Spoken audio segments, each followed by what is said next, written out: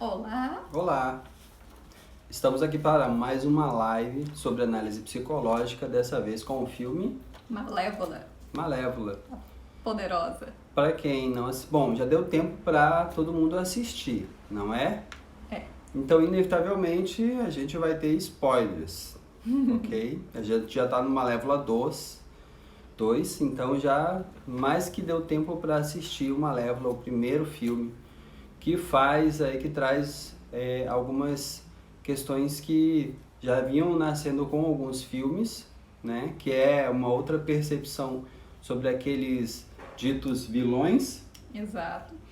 Além dos contos infantis também, porque a Malévola ela é uma leitura da Bela Adormecida, né? Então é uma outra luz que se dá sobre esse fenômeno dos vilões. Exatamente. O filme, ele, na verdade, assim, é uma releitura do Bela Adormecida, e aí traz uma série de elementos que estão muito psicológicos, né? Aí cabe muitas interpretações. O que a gente vai apresentar não é a última palavra, mas é apenas a nossa percepção sobre o filme Malévola. Então você, claro, vai poder encontrar a partir disso muitos outros elementos e fazer suas próprias conclusões. A ideia não é que a gente feche a caixa, muito pelo contrário, que a gente abra possibilidades com esse filme e traga também percepções pessoais, ok? Então, nós temos desde uma visão da questão do arquétipo feminino mesmo, o arquétipo tido como um modelo do feminino, isso daí é o que a gente traz enquanto mulher, traz dentro de nós essa mulher ferida, né, e acaba às vezes agindo como uma vilã. Tem algumas brincadeiras, fala, você não conhece você não conhece a sua mulher até ela se tornar ex, né? Tem algumas para falar desse poder vingativo da mulher ferida que se vinga, né? Então é disso, tem essa visão da mulher ferida. E existem outras visões também, né, Cristiano? Exato. A visão do conteúdo familiar, de como às vezes esse conteúdo familiar ele vai passando de geração para geração, né? E esse conteúdo psicológico, esse conteúdo emocional que vai passando como uma espécie de herança entre as gerações. O filme mostra isso, que nem sempre e que não há necessidade de que haja uma vinculação sanguínea para que esses conteúdos psicológicos possam ser passados de geração para geração. Porque esse conteúdo emocional ele é muito mais forte, ele é muito mais evidente do que a questão consanguínea. E o filme mostra muito isso. E é assim, vamos logo do início, eu fiz algumas anotações de falas do filme, né? Fala que tem o reino dos Morse, né? Ele só pode ser visto através de um grande herói ou um terrível vilão. E no final ele finaliza com uma fala que ela era nem vilã, nem tão heroína, né? Que ela trazia esses dois aspectos de heroína e de vilã. Então, não precisava, lá nos reinos dos mortos, não precisava nem de reis e nem de rainhas, porque todos confiavam uns nos outros. Essa é uma fala bem interessante. Todos confiavam nos outros. Isso é suficiente para manter uma sociedade unida, uma sociedade em paz, uma sociedade tranquila. O que faz com que uma sociedade não seja tranquila? Né? O que é o fato de você não confiar no outro, o fato de você acreditar no pior do outro. Aí ficou um questionamento bem interessante, Sim. né, do funcionamento dessa sociedade, Sim. que são os Morse.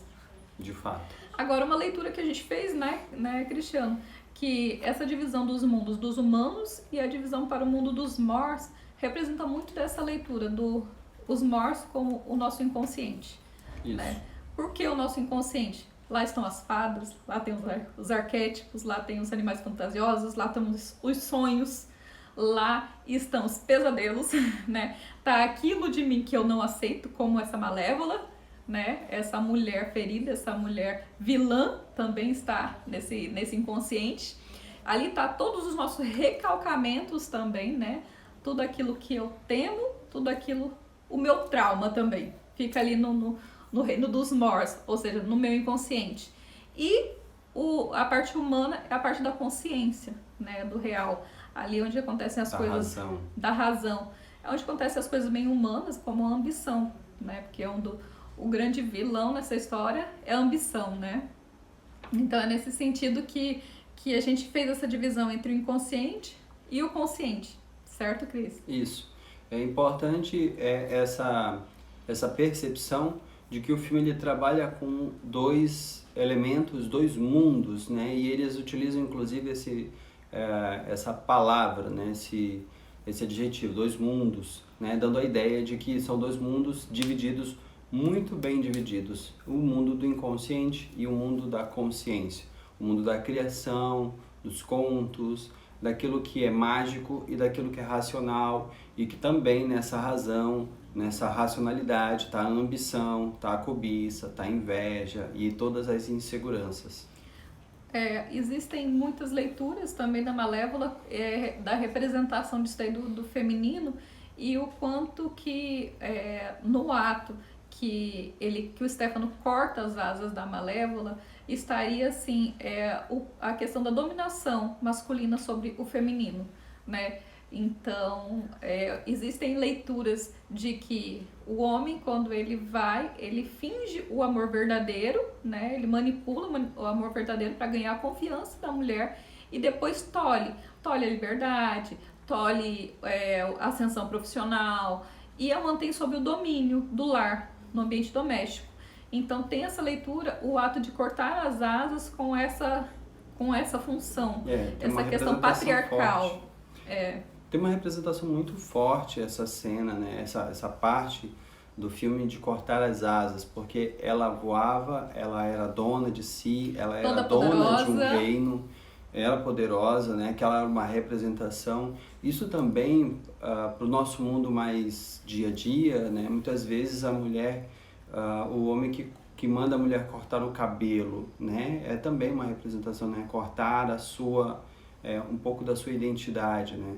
Dizem que o cabelo é a moldura do rosto, né? Então se faz uma mudança muito, muito brusca, muito forte. Uhum. E é o que a Malévola exatamente passa, né? Após uma decepção amorosa, ela perde a sua capacidade de voar, de ser dona de si, e aí ela entra num processo de reclusão e de tristeza muito grande, e esse mundo do inconsciente deixa de ser colorido, passa a ser cinzento, passa a ser obscuro, passa a ser inóspito, passa a ser cheio de espinhos, né? E as criaturas, como ela é a regente daquele mundo, as criaturas acabam atuando de forma muito parecida com ela, embora todo mundo crie a expectativa, dá a sensação de que cria-se a expectativa de que em algum momento ela vai voltar a criar, vai voltar a ser quem ela era. Esse antagonismo da personagem, essa dualidade, esse amor, esse ódio, essa criatividade, essa raiva, estão convivendo dentro dela, né? Desse sujeito que é a Malévola. Ela convive nesse ambiente, ela faz criar nesse ambiente, né? E aí eu acho que é importante quando a gente olha o filme sobre esse olhar, ajuda a gente a entender também essas dualidades que ela se apresenta, de como ela está convivendo também dentro dela, embora isso às vezes não fique expresso, né? O personagem não expressa, mas ela está convivendo ali com uma série de sentimentos. Exato, e essa releitura da Bela Adormecida, ela é bem interessante, porque a gente está acostumado com um conto de fadas, a mulher sempre um papel mais passivo, né? Traz sempre o feminino com essa passividade, e o homem que é conquista, e o homem que o homem que é o grande herói, né? Que salva a princesa. Nesse conto da Malévola, traz essa mulher forte, essa mulher que não precisa de um masculino para ser mulher. Exato, não precisa do masculino. Ela é a rainha do reino. Ela simplesmente é. Então traz esse papel feminino mais forte. E assim, também, ainda nessa questão do feminino, as Três Fadas, por exemplo, traz a questão do envelhecimento feminino, esse daí que é um tabu, sendo vistos também como as titias, as solteironas, a que cuida dos sobrinhos, né? Uhum. Traz esse antagonismo também desse feminino, que é marginalizado, que é mal as Três Fadas, né? As Três Fadas assumem esse papel. As titias solteironas, né? Que é essa mulher que não casa. A Malévola também Existe esse mito, né, que a mulher que é inteligente, que é independente, afasta os homens, né? Tem essa coisa na nossa sociedade até hoje, como se a mulher independente assustasse os homens, né? Então, traz dessa forma e uma visão do masculino bem pessimista, né? Bem feia, no sentido de que o homem, o Stefano, quando ele se aproxima da Malévola, né? Ele a seduz, e o que ele fez? Para roubar algo que é muito precioso dela. Também desse masculino que convence, que tira algo, que tira proveito do feminino. Traz esse ponto de vista também um pouco do masculino bem negativo, né? A ambição é a bússola, né, desse masculino. É regida pela vontade de ser rei, de se tornar rei. E ele arrisca absolutamente tudo para isso. Ele arrisca tudo. Ele entrega as asas dela, que é a sua criatividade, a sua capacidade de ser dona de si, e entrega ao rei para que ele possa ser o seu sucessor. Isso é bem marcante, né? No processo masculino, mostra um lado bastante obscuro do masculino, mas é importante dizer que isso não é o masculino absoluto. Não. É um masculino doente, é um masculino ambicioso. E quando a gente tem um masculino ambicioso, a gente tem, sim, problemas muito sérios, né? A gente tem uma doença do campo de vista emocional que não dá vazão ao sentimento e apenas à razão. E não é muito diferente do que acontece com a Malévola, né? Ela também, vai da inocência, a capacidade de amar, de se apaixonar, para o extremo oposto do total pensamento, do total racional, de tentar se impedir de sentir. Essa tentativa dela de se bloquear emocionalmente para se proteger daquele trauma que ela sofre quando corta as asas. Dali então, tanto é que ela cria espinhos, né, em volta do reino de Morse. Ela faz uma muralha de espinhos para que ninguém mais se aproxime. É muito característico da mulher ferida, né, que dá uma de durona, se fecha no seu mundo, se fecha nela e diz que nunca mais vai amar, né? Uhum. Que agora eu não quero mais saber de ninguém, né? É muito desse ferido, né? De se proteger, de não querer amar por medo de se machucar. Exato. Não existe o amor verdadeiro, o beijo do amor verdadeiro, né? Que é a tônica do filme, né? Que é a partir disso, dessa premissa que não existe o beijo do amor verdadeiro, é onde tudo vai se desenrolar. Né? Um amor que não está presente. É uma decepção nesse campo do amor do namoro, mas ela não contava com essa questão do amor maternal. E é o que surge com força total nesse filme, porque no tocante, quando as fadas levam a Aurora, bebezinha, e são completamente atrapalhadas, não sabem cuidar da criança. Ela se vê, é aquela coisa assim, quando ninguém assume uma função, alguém vai assumir. As fadas não assumem o papel materno. A Malévola assumiu. E aí é importante dizer o seguinte, nem sempre o feminino, né, é um feminino preparado para o materno. Exato. A Malévola mesmo é um feminino que não é preparado para o materno. Né? Ela vai se construindo nessa condição de se tornar uma mãe, efetivamente uma mãe. Mas o tempo inteiro ela briga com esse movimento. E aí cai por terra a ideia de que a mulher nasceu pronta para ser mãe. Não necessariamente. Não necessariamente. Assim, há um processo de construção aí. Então precisa ser elaborado melhor essa ideia de como ela, né? E aí a gente fica na expectativa. Qual o papel que ela vai assumir? É o papel do bem ou do mal? E aí a grande questão não é nem do bem nem do mal. Exatamente. Ela traz elementos de maldade, de perversidade, mas ela também traz elementos de bondade. E quem faz a construção desses elementos de bondade é a Aurora. Isso que é importante de observar. Né? Esse momento em que ela faz essa graciosidade. Tenta fazer exatamente isso com a Aurora, se afastar ela através de uma careta, de um susto. E a Aurora simplesmente sorri, conquista ela fica desarmada e vai embora. Né? E é muito, né, cai por terra a ideia do amor materno. O mito do amor materno. O mito do amor materno. Né? Que não é, assim... E aqui ali é um amor construído, pronto, né, gente? Percebe que, assim, ela não... Tanto é que ela jogou a maldição na Aurora quando ela nasceu por vingança ao Stefano. E depois ela começa a acompanhar a Aurora e ela não imaginava. Eu acho que ela foi laçada pelo amor, né? Assim, foi um amor que foi construído. Conforme elas não desempenharam essa função materna, essas tias, né? As fadas que cuidam dela, o que acontece?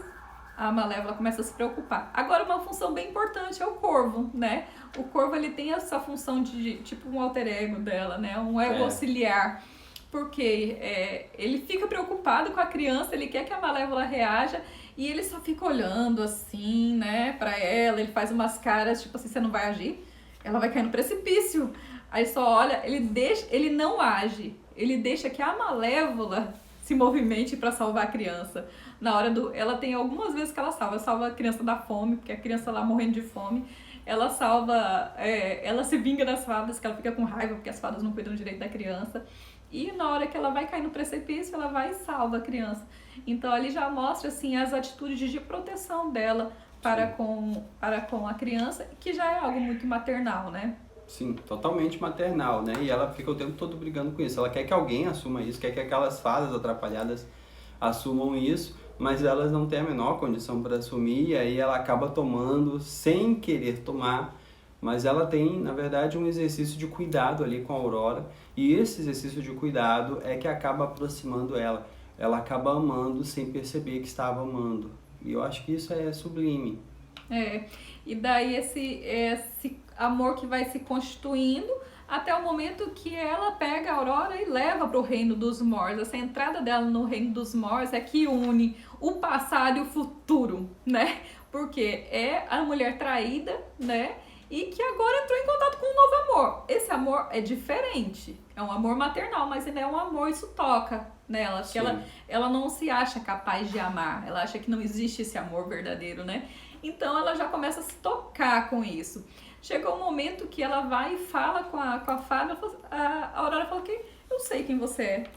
Você é a minha fada madrinha. Você sempre esteve presente. Eu sempre percebi a sua sombra perto de mim, me cuidando. Você sempre cuidou de mim. E ela fica assim naquele mal-estar, né? Porque não era bem isso que ela queria passar, ela fala, né? como? E aí nesse momento do filme a gente fala o quê? Ora.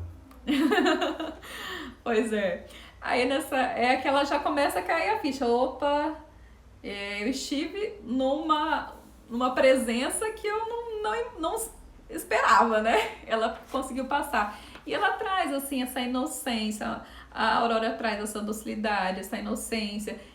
Lembra muito da Malévola mesmo, né? É a questão da identificação. A Malévola se identifica com a Aurora, porque ela tinha tudo isso, né? Antes de ser ferida. Sim. Então é quando há o laço, né? Dizem, o Freud diz que o amor é quando a gente... eu me vejo no outro, né? É quando eu espelho. Então é aí que acontece. Ela se vendo. Acontece, é onde ela se vê, né? Um processo reflexo espelho. E é interessante porque ela lança a maldição quando ela fizer 16 anos, ao pôr do sol do seu 16º aniversário. E Malévola se apaixona e recebe beijo do amor verdadeiro no 16º. O beijo do amor verdadeiro no 16º aniversário. Quer dizer, assim, o que aconteceu comigo vai acontecer com a sua filha também, para você ver como é bom sofrer. Você me enganou, agora a sua filha vai passar por isso também. Ela faz essa atitude vingativa, ela não pensa na criança, só que o mundo conspira. Sim. Tudo retorna pra gente mesmo. E há uma necessidade de superação. Os nossos filhos trazem muito isso, essa questão de traz os traumas familiares, joga na mesa para que os pais possam resolver, né? Ele vai trazer. Então esse é o princípio da transgeracionalidade. Ali não há uma questão aprendida, ela traz inconscientemente isso. Eles não têm laços consanguíneos, genéticos, a Malévola. É uma criança que veio, mas que traz a transgeracionalidade. E aí a gente entra na questão da adoção, né? Uma criança adotada, ela vai adquirir conteúdos transgeracionais? Ela pode adquirir, porque ela está convivendo naquele espaço, né? E aí a transmissão psicológica, a transmissão psíquica vai acontecer, vai ocorrer. No caso dela, e é muito característico também em famílias substitutas, famílias adotivas, é justamente a profecia que se autocumpre.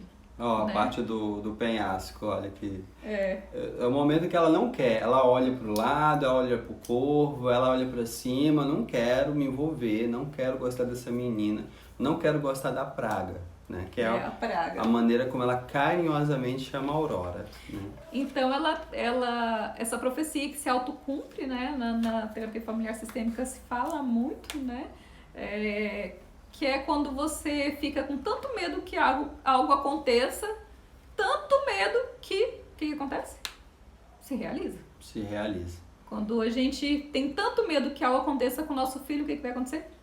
Vai acontecer. A gente já está plasmando isso para o filho, já está trazendo energeticamente isso para o filho, né? Em programação neurolinguística, a gente chama isso de o que você foca expande. Se você pensa muito sobre uma coisa, aquilo vai expandindo, vai tomando uma dimensão muito grande. Focus. Exato. E assim, não Aí tem uma curiosidade nessa cena do filme, porque é essa dela. criança é a filha dela, né? É a filha da Angelina Jolie. Nenhuma criança conseguia fazer essa cena, ficava com medo do chifre. Então a Angelina Jolie, com a própria filha, a filha não tinha medo, porque reconhece a própria mãe, né? Então por isso nesse filme a atriz ela faz com a própria filha. É interessante, né? A própria filha. Aí tem uma questão pessoal também, né? Que eu acho que tá presente ali, que certamente com elas deve ser um outro nível.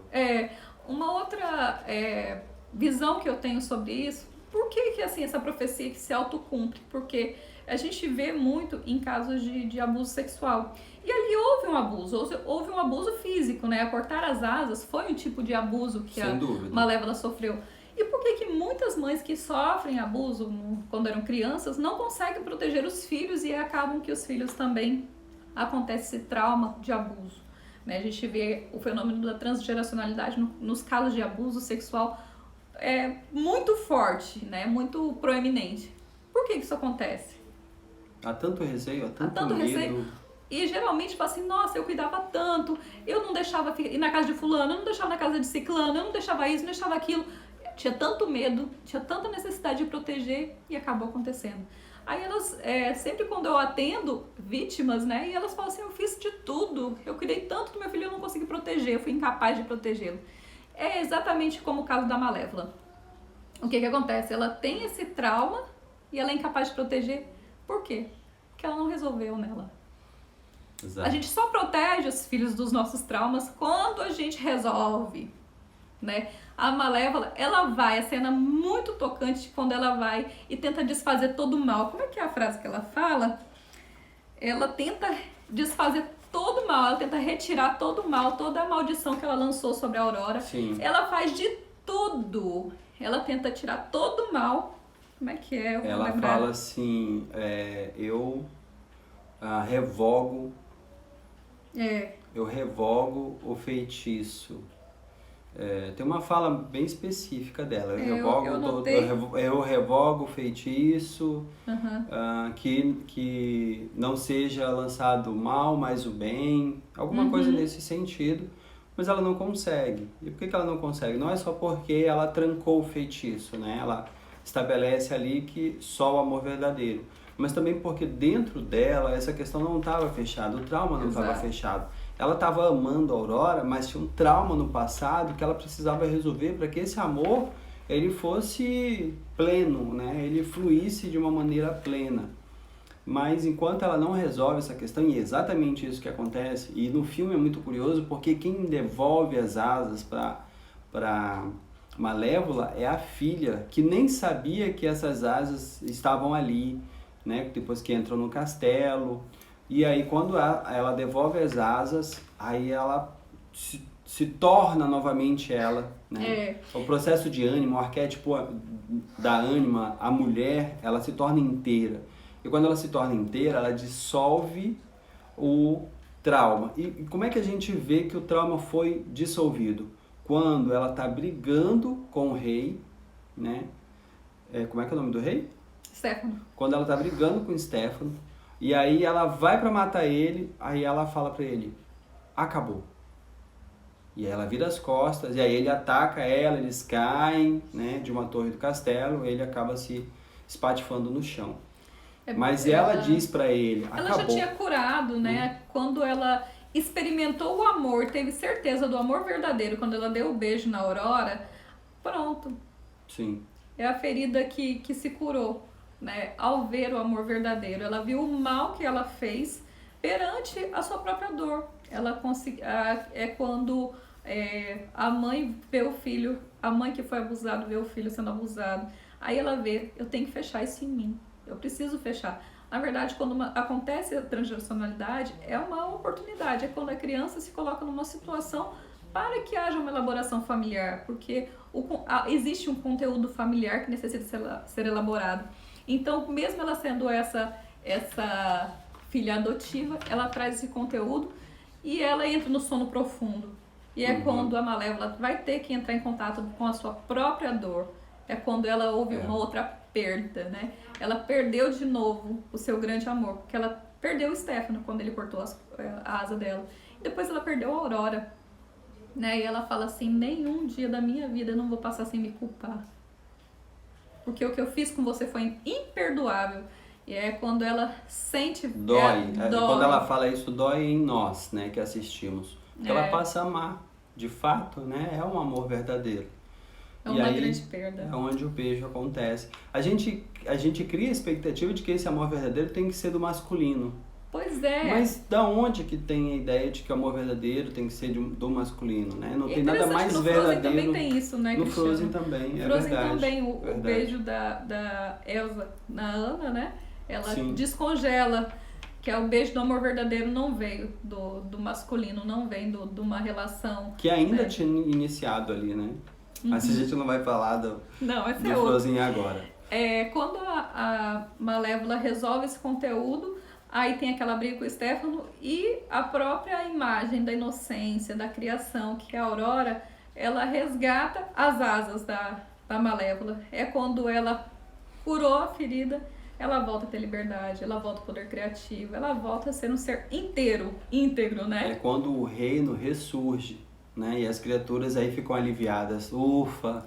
Aí né? se quebra a muralha espinhos, de espinhos, né? Muralha de espinhos, né? Ela se permite não ter mais contendas e aí há a união dos reinos, né? Que ela, quando ela passa a coroa para a Aurora e aí ela faz a união dos reinos. A integração daquele conteúdo, do né? inconsciente e do consciente, do mundo do inconsciente e do mundo da consciência.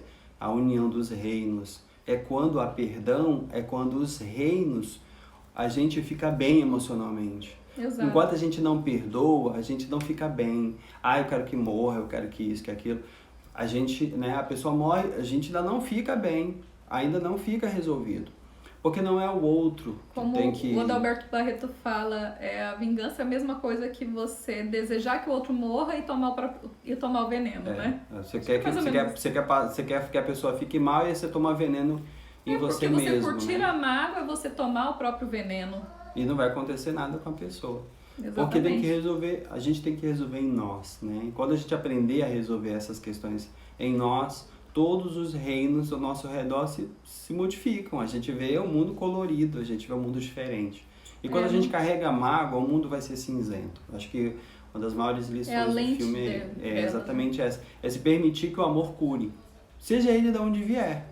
Seja do masculino, seja do amor de um amigo, de um irmão, de uma pessoa próxima, de um pai, de uma mãe, né? Mas um amor que cura, um amor que a gente permite que cure. Não precisa ser um amor sexual, um amor fraternal, né? O amor próximo, né? E que muitas vezes a gente não reconhece como amor.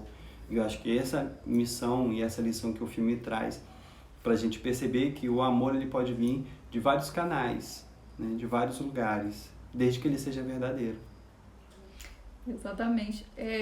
Fazendo uma leitura também psicanalítica desse final, quando esse conteúdo recalcado do trauma veio à tona, né, que ela se viu entrando em sono profundo a Aurora, aí é quando a elaboração desse conteúdo trouxe a consciência.